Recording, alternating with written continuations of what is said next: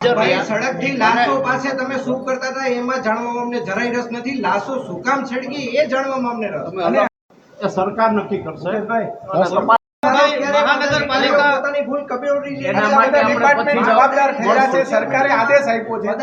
રાજ્ય સરકારે આદેશ આપ્યો છે રાજકોટના લોકો કે નથી તટસ્થ મર્યા, કાર્યવાહી આજુબાજુના થશે. લોકો પણ મર્યા છે એમાં. તો માત્ર રાજકોટ લોકસભામાં જ ઉજવણી બંધ ન હોવી જોઈએ, આજુબાજુમાં પણ હોવી જોઈએ. ધ્રોલના માણસો પણ મર્યા છે, ગોંડલના મર્યા છે, વેરાવળના આવે છે, ગીર સોમનાથના લોકો મર્યા છે. બીજે ઉજવણી તો અમે એ જ કહી છીએ. તો તમે ડાયરેક્ટ બીજી વાત કરો ને, પદાધિકારીઓ વાળો જવાબ આપો તમે.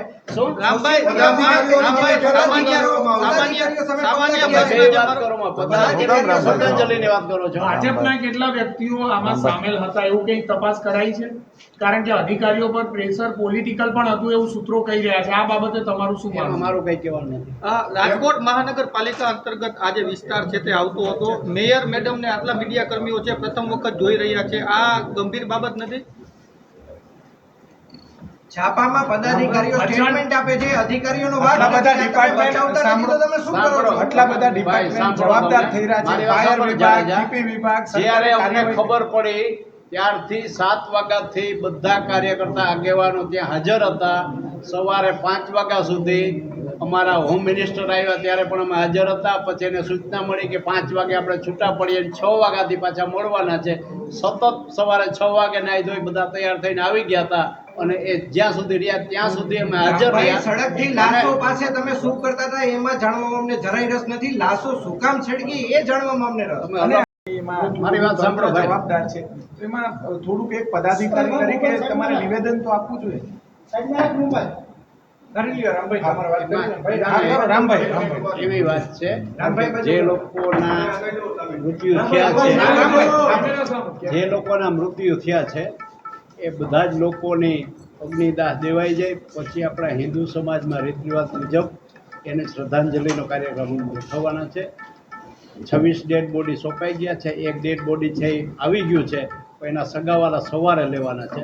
કાલે સવારે લેવાઈ જાય, અગ્નિદાહ થઈ જાય પછી સમગ્ર ભારતીય જનતા પાર્ટી રાજકોટ એકમ અને અન્ય સામાજિક સંસ્થા એ દિવંગત આત્માના કલ્યાણ અર્થે એક શ્રદ્ધાંજલિ સભા.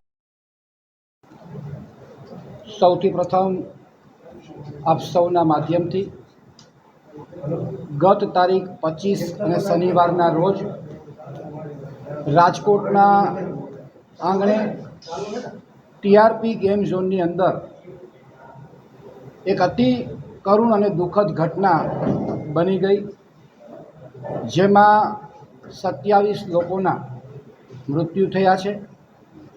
રાજકોટ માટે આ અતિ કરુણ ઘટના છે, દુઃખદ ઘટના છે. આપણા સૌ સ્વજનોની જે રીતે એમના મૃત્યુ થયા છે, રાજકોટ શહેર ભારતીય જનતા પાર્ટી વતી સૌ પ્રથમ આ તમામ દિવંગતોને શ્રદ્ધાપૂર્વક નમન કરું છું, શ્રદ્ધાંજલિ આપું છું.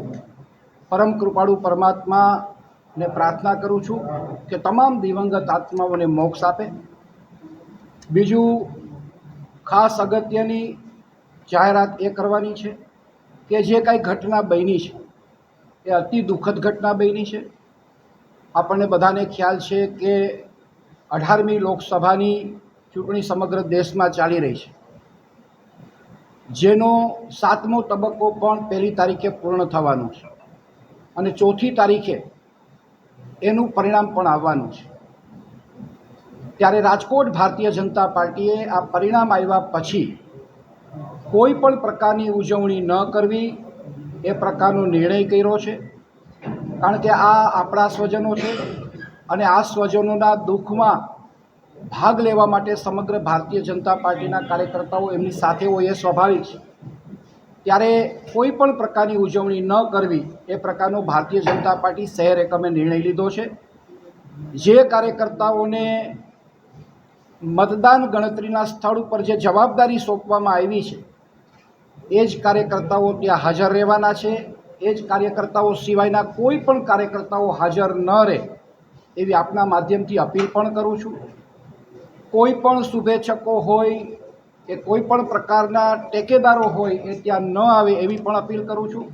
અત્યંત સાદગીપૂર્વક આખો ચૂંટણીના પરિણામ પછીનો માહોલ રહે એ પ્રકારની અમારા આદરણીય રૂપાલા સાહેબની પણ લાગણી છે અને પરિણામ સ્વરૂપ આપ સૌને આજે અહીંયા નિમંત્રિત કર્યા છે. મારી ખાસ આપ સૌને વિનંતી છે કે 4મી તારીખના પરિણામ પછી ભારતીય જનતા પાર્ટી રાજકોટ શહેરમાંની કોઈ પણ પ્રકારની ઉજવણી નહીં કરે. મુકેશભાઈ,